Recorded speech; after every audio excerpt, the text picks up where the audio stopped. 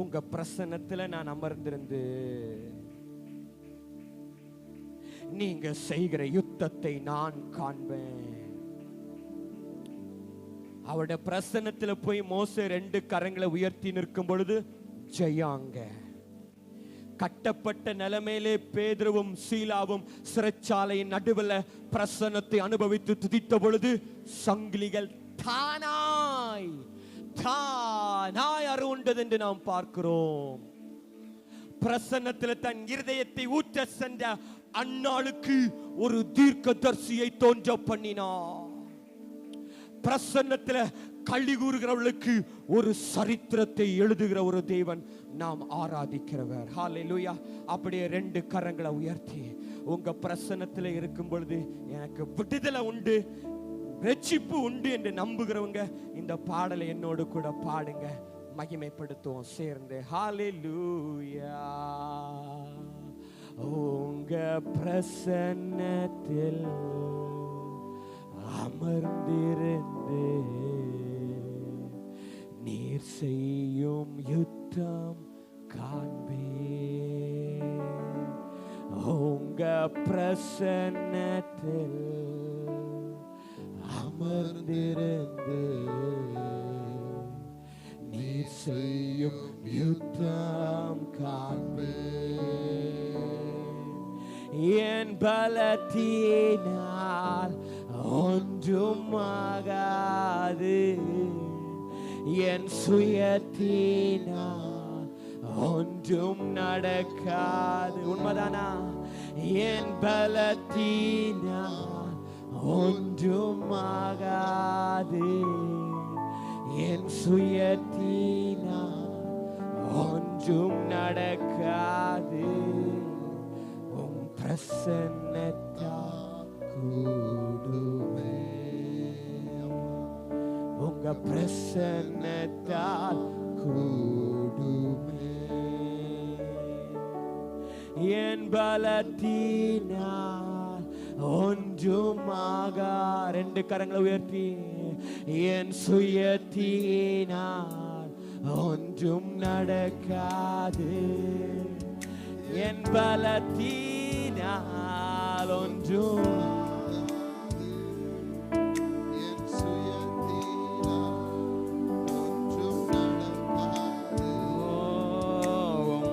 பிரசன்னத்தால் கூடும்,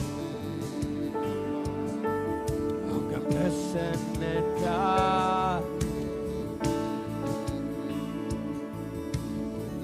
நேற்றைய காலை தினத்தில் பில்லி கிரகாமா குறித்து ஒரு வார்த்தை நீங்க கேட்டீங்க. ஜெபிக்கிறதுல வல்லமையாய் எனக்கு வேண்டும் என்று கேட்டதை நீங்க கேட்டீங்க. பில்லி கிரகாமா குறித்து ஒருவேளை உங்களுக்கு தெரியவில்லை என்றால் அவர்களை குறித்து ஒரே ஒரு வார்த்தையை சொல்லுகிறேன். வல்லமையாக யூஎஸ்ல எடுத்து பயன்படுத்தப்பட்ட தேவ மனுஷன். யூஎஸ் பிரசிடென்டே அவருக்கு முன்பதாக கை கட்டி நின்று அவரிடத்துல ஆலோசனை கேட்டு நிறைய காரியங்களை செய்து கொண்டிருந்தார். அப்படிப்பட்ட வல்லமையாக எடுத்து பயன்படுத்தப்பட்ட அந்த தேவ மனுஷனுடைய கடைசி காலகட்டத்தில் அவர் ரொம்ப வயதாகி தான் மரித்தார். அவருடைய மரண படுக்கையில் அவர் இருக்கும் பொழுது அவரிடத்துல ஒரு கேள்வியை கேட்டார்கள். சிந்திப்பதற்காக நான் இதை சொல்லுகிறேன். அவர்களுக்கு மறுமொழியாக என்ன கொஸ்டின் அவர்கிட்ட கேட்டாங்க என்றால், இன்னும் ஒரு வாய்ப்பு இந்த உலகத்திலே வாழும்படிக்கு உங்களுக்கு கிடைக்கும் என்றால் என்ன செய்வீர்கள்? மறுபடியும் சொல்லுகிறேன், இந்த உலகத்திலே மறுபடியுமாக ஒரு வாய்ப்பு வாழ உங்களுக்கு கிடைத்தால் என்ன செய்வீர்கள் என்று கேட்டதற்கு அவர் என்ன தெரியுமா சொன்னார்?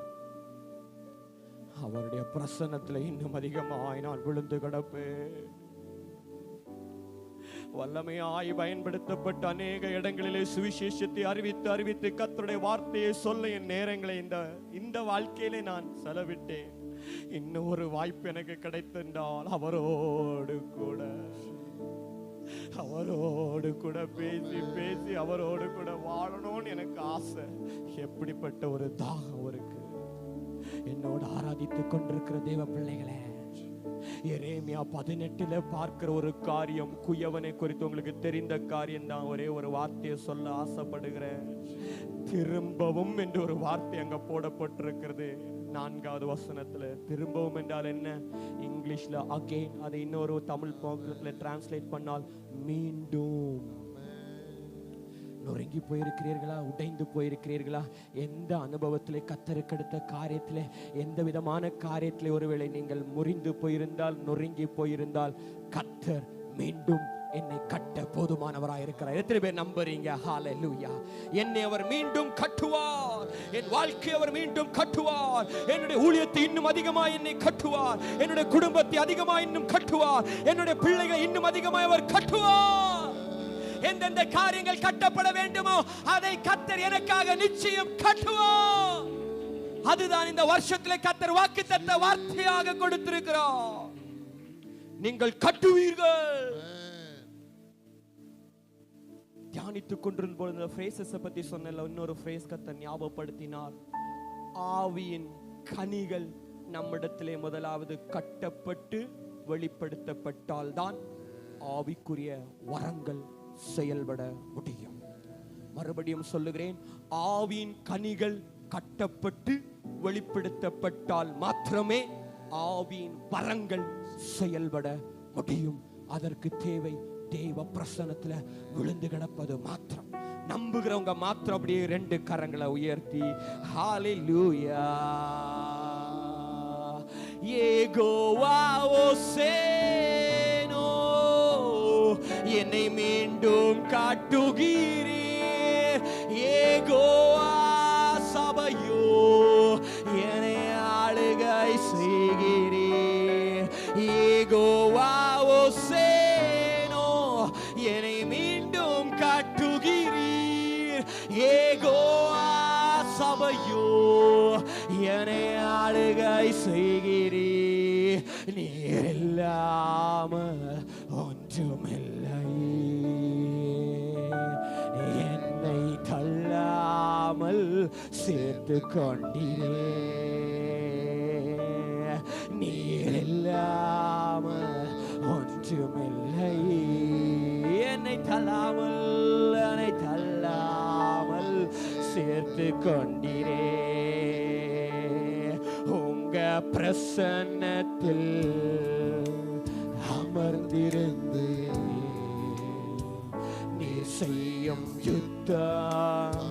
நீங்கள் அமர்ந்திருந்து நானே தேவன் என்று அறிந்து கொள்ளுங்க. நான் உங்களுக்காக யுத்தம் செய்வேன், உங்களுக்கு எதிராக வருகிற வில்லுகளை நான் முறிப்பேன். ஒரு விஷயம் நல்ல சத்தம் உயர்த்தி, உங்க பிரசன்னத்தில் அமர்ந்திருந்து நீ செய்யும் யுத்தம் காட்டேன்.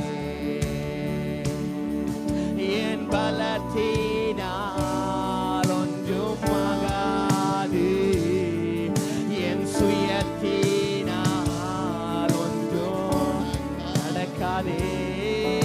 என் பலத்தினால் ஒன்றும், ஹalleluya.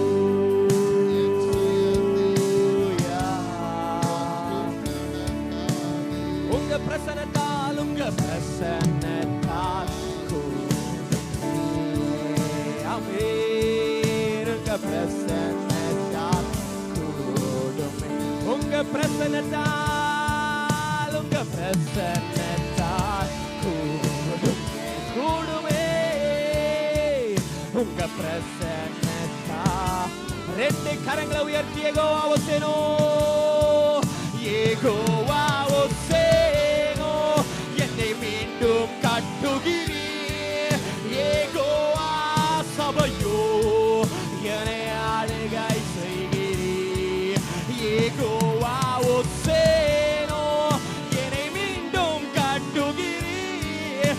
யெகோவா சபையோ, என்னை ஆளுகை செய்தமே.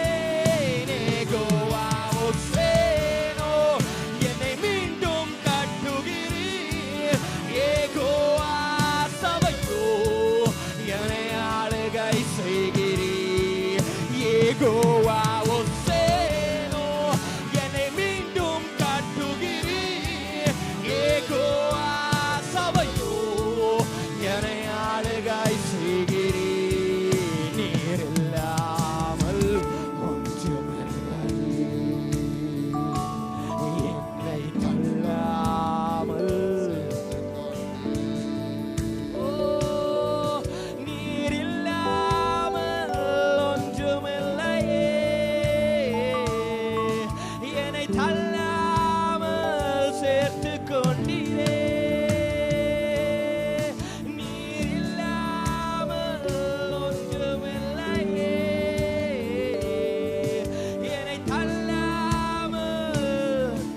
கடைசியாய் சொல்லுவோம், யெகோவா ஒசேனோ, யெகோவா ஒசேனோ, என்னை மீண்டும் கட்டுகிறீர்.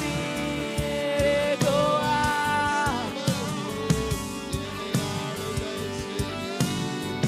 யெகோவா ஒசேனோ, என்னை மீண்டும் கட்டுகிறீர். யெகோவா சபையோ, யெகோவா ஒசேனோ, என்னை மீண்டும் கட்டுகிறீர். யெகோவா சபையோ, என்னை ஆளுகை செய்கிறீர். யெகோவா ஒசேனோ, என்னை மீண்டும் கட்டுகிறீர். யெகோவா சபையோ, இல்லாமல் ஒன்றுமில்லையே, என்னை தள்ளாமல் சேர்த்துக் கொண்டீர். எத்தனை பேர் உணர்ந்து சொல்ல முடியும், நீங்க இல்லாம ஒன்றல்லப்பா இயேசுவே.